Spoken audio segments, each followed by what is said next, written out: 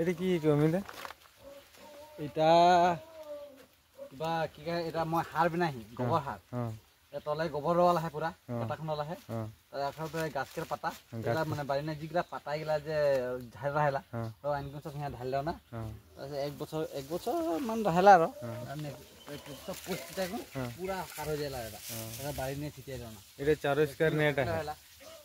4 square net আছে এটা হ্যাঁ 4 কিনা মানে এটা বস্তুটা নেটটা দিয়ে যাওয়ার কারণটা হলে মুরগিটা নাই চিরাকি